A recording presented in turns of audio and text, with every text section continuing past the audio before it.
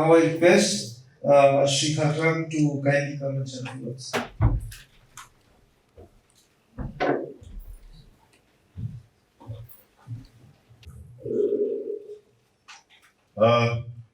Good morning to each one of you, and I would like to thank my good friend Tanmoy, who has invited me here to be, especially in the midst of the young boys and girls. Here we have one of the dynamic IAS officer, Lalu herself being here, young, upcoming officer. We have Shri Awasthi, and also a role model created just some time back with Ankur Das. And in fact, I had personally gone to his house and was, for 8 long years we had to wait after Madam Lalu had passed her IAS. 8 long years we had to wait, and Tarun Das came to the picture. Looking at all this, I feel that perhaps there may be something wrong, maybe in our education system, I really don't know, but there must be something amiss that why we are not able to produce civil services.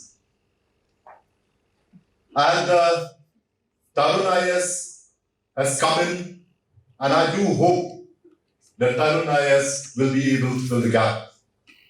With permission from the chair, they had asked me to give a brief talk on civil services. With a permission from the chair, I would like to request you to kindly allow me to give my speech on some very general things for the students and also for the academy. You see, here the motto itself has stated that start early. And when you start early, that means you do not procrastinate.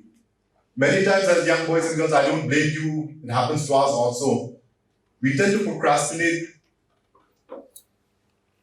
Dream big, there's no problem.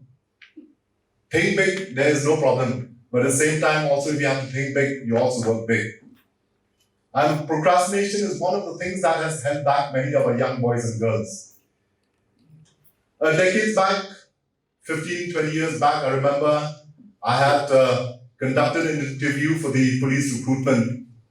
Of course, it's not probably must be some specter's post. And in the interview board, I was there, then the medical officer was there, and other non-official members were there. And as we were conducting interview and interviewing hundreds of boys and girls every day, one particular boy came up, and the medical officer was sitting next near to me. The minute she saw him, she spoke to him and she knew him. And she whispered to us, and she said that this boy, I was a medical officer in Reboy, and this boy was one of the 4 boys that we had recruited as temporary, for some job, grade 4 job. And out of the 4, he was the most sincere boy. He was there available. Before he leaves the office, he would come to her, "Ma'am, can I leave?"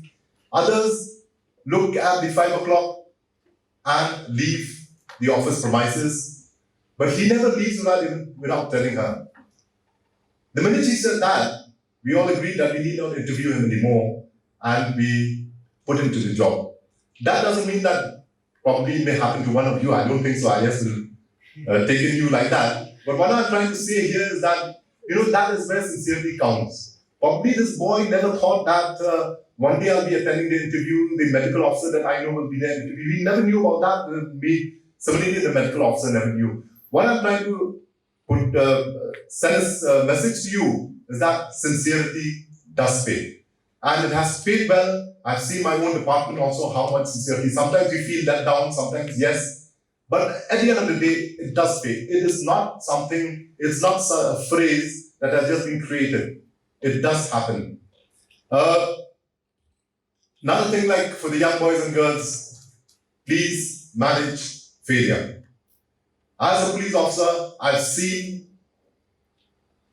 young boys and girls, how they snap at the slightest failure.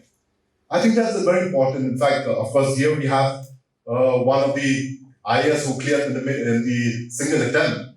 But perhaps it is not so in all other cases. So it's very important for you to be able to manage failure. Failure is not the end of everything. Failure is a way, it is a guide to you to introspect and look back where you have failed and what corrective measures I have to take. So please, my dear young boys and girls, please do manage failure. For the academy, the thing is, I remember just a couple of months back, I visited a house, and it was a 2-room house, and half the bed was filled up with books. I was wondering, I said, are they selling books or what? And these books are very new. So I just asked her, are you dealing in books or something? And the girl from that house, she said, no, sir, I am preparing for my civil services.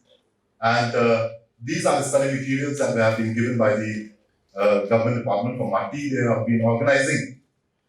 The thing is, even the mother told me, said, sir, please tell my daughter, she's passed so many things and all, but she still wants to fight for this IAS and all. In fact, I'm tired of her. She's studying and studying and studying, and perhaps it's high time for her to start searching for a job. You see, the thing is, there may be many, many children like that here within our state who that urge, that ambition in them is so much, but perhaps they are not able to make it through for reasons that they do not have the resources. I would perhaps request Tarun IAS to kindly consider maybe probably some kind of a scholarship or something like that, where maybe we can tap these young boys and girls, tap the talent. I can tell you, the achievement of the academy, you will feel the thrill and the joy if you find a girl or a boy from an economically very backward making to the IAS, rather than someone from the affluent families who have all the resources available from them from childhood. So Tarun Academy, perhaps, maybe, just an idea mooted out, so you can take a call on that. And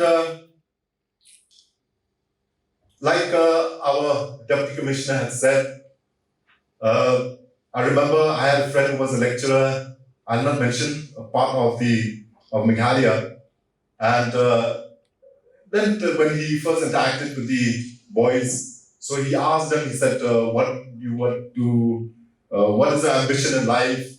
And he was teaching in Bachelor of Arts. So he asked them, he said, what do you want to become? And some of them said, I want to become an engineer, some of them said, a doctor. You see, I don't blame them. I don't blame them. They are bachelors in arts, and at the same time they said, I want to be a doctor, I want to be an engineer. So the thing is, what I feel is that perhaps Tarun IAS, as you progress in your endeavor, perhaps maybe we should give some kind of awareness to our children right from the level maybe class 12 before they decide to go for the graduation and to which subjects will be good for their pursuit.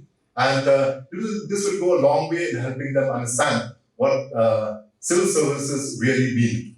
Because you see, the thing is, probably many of them would think that civil service is what? It's something that you get a government bungalow, or you drive an M01 vehicle, have orderlies, but I think so civil services is more than that. I think so civil service is something that you are the backbone of the administration. Like DC had said, making policies. Yes, ultimately it is the politicians who put up the policies in the legislative assembly, but all these are being drafted, these are being prepared by the bureaucrats and the civil services. So the thing is, our young boys and girls, they actually should understand not what are the perks that go with the civil services, but rather the responsibilities that is attached to it. Unless they understand the responsibilities to it, you see that the thing, your endeavor may not be to the level that you I I would like to congratulate Tarun IAS for having taken this initiative, and I hope and I'm very sure that your efforts will not go in vain, and we would not have to wait again for another 8 years to produce another IAS officer or civil services aspirant. It has been the wait has been very, very long, and with Tarun IAS and also the coaching centers of the government of Meghalaya, I'm very sure that we will not have to wait for so long. Thank you very much. God bless you, and each one of you, especially the young boys and girls. All the best to each one of you. Thank you.